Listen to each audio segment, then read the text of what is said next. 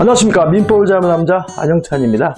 이번 영상은요 Q&A 해가지고 저희 구독자분들께서 질문해 주신 내용에 대해서 영상으로 답변해 드리는 시간이고요.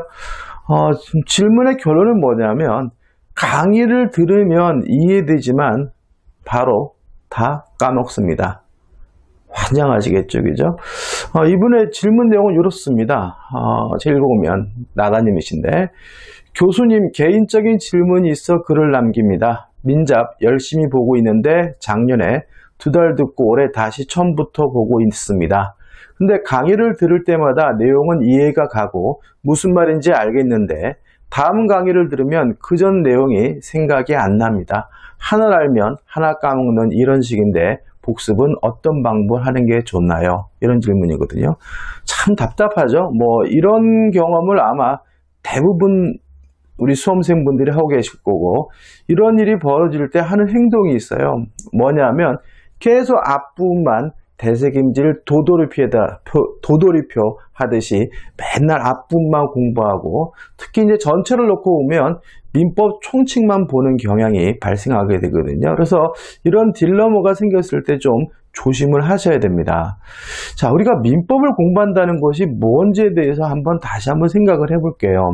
자, 건물이 있습니다. 갑이 소유하고 있고요.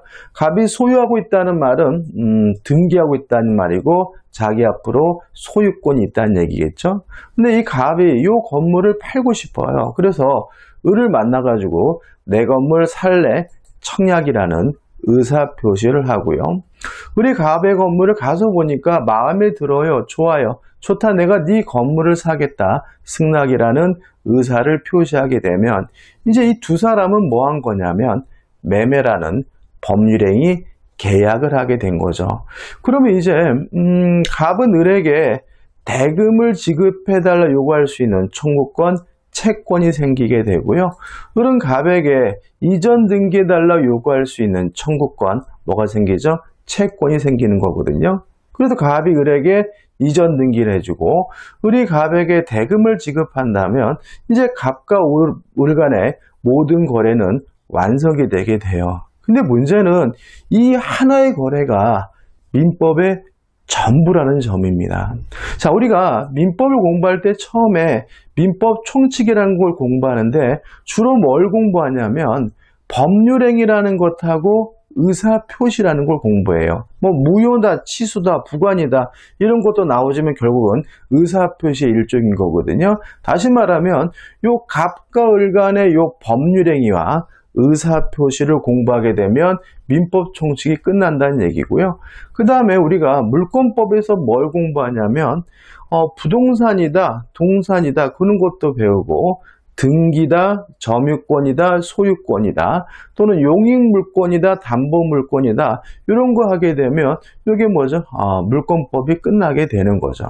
그 다음에 이제 마지막으로 계약법 가게 되면 여기 나와 있는 청약이다, 승낙이다, 계약이다, 매매다, 임대차다 하게 되면 이 계약법이 끝나게 돼요. 그래서 실제로 우리가 민법이 굉장히 많은 것 같지만 결과적으로 이 하나의 거래를 완성하는 것이 민법이거든요. 그래서 공부하실 때 주의할 점이 있는 거죠. 그러니까 우리가 결국 무슨 얘기냐면 민법 총칙부터 시작을 해가지고 계약법까지 가게 되면 이 하나의 거래가 완성이 되는 거거든요. 그러면 예를 들어서 민법 총칙을 공부하고 있다 그러면 이 거래의 일부만을 공부하고 있는 거기 때문에 민법 총칙만 공부한다 그래서 문제가 풀리지 않는다는 거죠.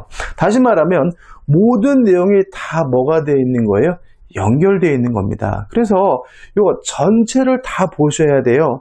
계속해서 한 부분만 보고 있으면은 이 거래에서 일부만을 공부한 것이기 때문에 문제가 풀리지 않습니다. 특히 여러분들이 공부하실 때 못 알아듣고 이해 못하는 것이 뒤에서 배울 내용이기 때문에 제가 설명드리지 않기 때문에 이해되지 않는 경우가 많기 때문에요. 뒤는 돌아보지 마세요.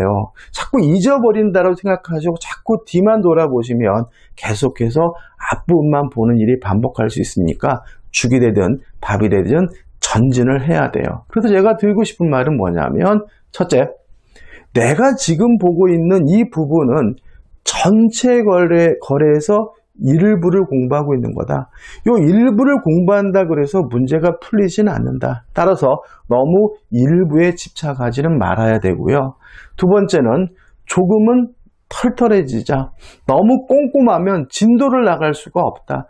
실제로 굉장히 꼼꼼하고 열심히 하시는 분들이 자꾸 앞부분만 보고 있는 경향이 있기 때문에 조금 털털해지셔야 돼요. 용감해지셔야 돼요. 그래서 내가 까먹었다, 잊어버렸다라는 거 생각하지 마시고 내가 지금은 떠오르지 않지만 머릿속에 그것이 자리 잡아 있다 해서 조금 털털한 마음으로 좀 쉬엄쉬엄 좀 이렇게 가실 필요가 있어요. 그래서 너무 꼼꼼하면 계속 앞부분만 공부하게 되니까 주의하시기 바라고요. 그 다음에 내가 하는 고민은 남들도 하는 거다. 이것도 중요하죠. 자꾸 나만 이런 것 같고 남들은 안 그런 것 같고 다 지금 여러분들이 봤을 때 민법의 고수인 것처럼 보이시는 분들도 다 이런 과정을 거쳤기 때문에 너무 실망하거나 고통스러워하지 마시기 바라고요. 그럼 결국은 뭐냐? 결론은 죽이 되든 밥이 되든 끝까지 다 전진해야 되는 거죠. 그래서 끝까지 다 보고 나서 다시 맨 처음으로 돌아왔을 때 내가 잊어버리고 있다고 생각했던 거, 알지 못했던 것들이 내가 지금은 이해하고 있다는 사실을 깨닫게 돼요. 그래서 죽이 되든 밥이 되든 민법은 끝까지 다 갔다가 되돌아오셔야 된다. 이게 결국은 핵심이고 잊지 말아야 될 내용인 거죠. 그 다음에 아무튼 우리가 민법이든 공인중개사 공부할 때 조심할 것은 뭐냐 하면 우리는 고득점 맞으면 좋죠. 그렇지만 안정적으로 평균 맥시점 확보죠. 60점 확보거든요. 다시 말하면 90점 맞으면 좋긴 하지만 90점 목적인 것이 아니라 하늘이 두 쪽 나든 반드시 몇 점 이상을 확보하는 거죠. 6점 이상을 확보하는 것이니까 조금 생각해 보셔야 되고요. 너무 완벽하게 하려고 하지 마시라는 얘기죠. 그 다음에 이렇게 시험을 공부를 시작할 때는 시간 배분이 중요합니다. 그래서 조금 개인적으로 계획을 세워서 접근하셨으면 좋겠고요. 그 다음에 시기별 학습 방법과 목표가 다른 겁니다. 자, 우리가 지금처럼 시작기에는 뭘 외우려고 하지 마세요. 지금 이분처럼 자꾸 잊어버린다고 생각하면 암기 모드로 도입하면 큰일 나요. 그래서 시작기에는 이해하고 무슨 말인지를 아는 방향으로 자꾸 노력하셔야 되고요. 이걸 기반으로 해서 정리할 때 뭐로 들어가야 돼요?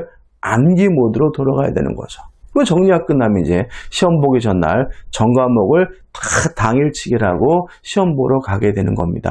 아무튼 지금 나다님께서 말씀하신 이러한 고민은 모든 수험생들이 느끼는 고민이고요. 여기서 계속 앞부분만 보다가 민법 더럽게 어렵냐 하면서 포기하는 일이 발생할 수 있기 때문에 조금 털털해질 필요가 있고 우리는 일단은 끝까지 다 갔다가 되돌아와야지만 그것이 공부한 것이 의미 있다는 거 다시 한번 강조해 말씀을 드립니다.